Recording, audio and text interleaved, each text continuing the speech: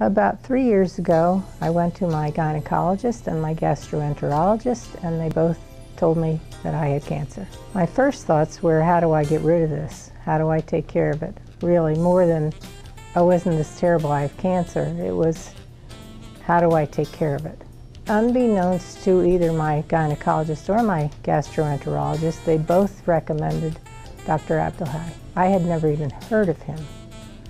So I called and made an appointment and came down. Dr. Abdelhai was so kind and so informative that even though my whole family was here, and they thought that I should have an appointment with Johns Hopkins, and I said to Dr. Abdelhai, when can you surgically remove this? And he said, in 2 days, and I said, I'll be here. No questions asked. He instills such confidence in you that you knew you're going to the right man. Probably the biggest area in my life was my family and the family here at the Women's Resource Center, who just help you through everything. I mean, they are your family when you get here. My first treatment was a year, and then I was on maintenance, and then it came back. It didn't come back, it was a new one that was discovered, and now I'm in remission and on maintenance again, doing much better. Everyone here at the Cancer Centers encourages you to go on with your life and do the things you do. I like to golf. When are you golfing? Did you golf today? How are you doing? And that was right from the get-go. I was out golfing. And I find that the people I golf with have come down here. And even today I said to a girl, she said, who did you come to? I said, Dr. Abdelhai. Oh, I came to him 20 years ago. So it's amazing. I think you're always in the back of your mind thinking it'll come back again, or it could come back again. But this group makes you think that you're going to make this through this. They got it all. You're done. Go out and live your life and have a good time. And when we're done taking care of you, we're not going to see you again. You're going to be out there doing the stuff you like to do. Well, that's a hard one, but I think you'd first of all get to your Dr. Abdelhai as soon as possible.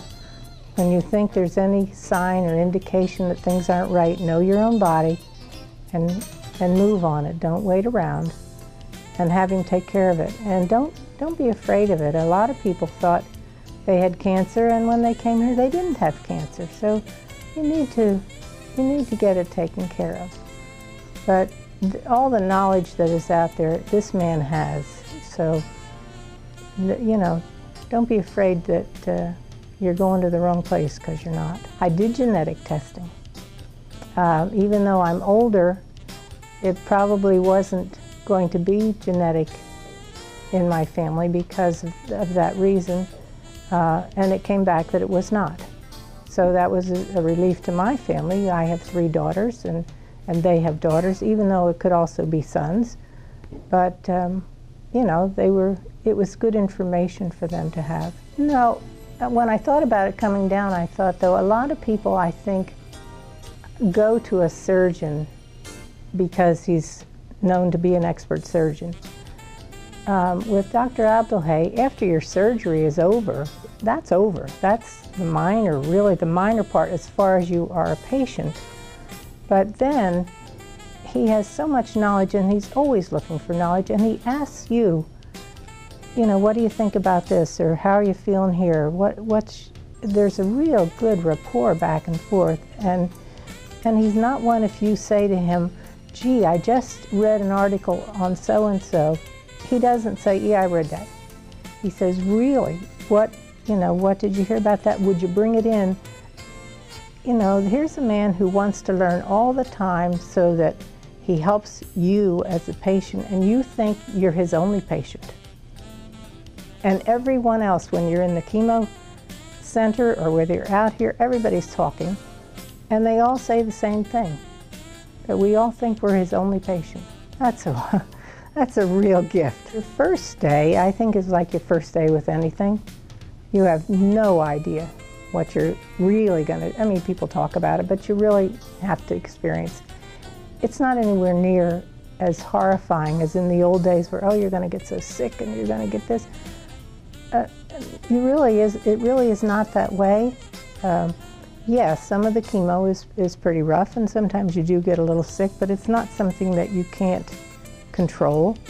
Everybody talks about what they've done and what they haven't done, and somebody will say, oh yeah, I found out if I do this or I do this. There was a girl in there with me for her first time, and she wasn't feeling so well, and I said, you know, I ate watermelon. Watermelon was really good for me. And I ate these little dum-dum lollipops. In fact, I've got about 20 of them in my purse here. Here, you can have them. Boy, when I saw her the next time, she had a big bowl of watermelon and her dum-dum lollipops. Oh, you saved my life. But that's what everybody does in there. They all talk back and forth, and if you don't feel like talking, it doesn't matter. So, you know, that was good. And then after you've been there maybe 1 or 2 times, it becomes so routine that you just go in, you sit your couple hours, and you go home. And it's just something you do.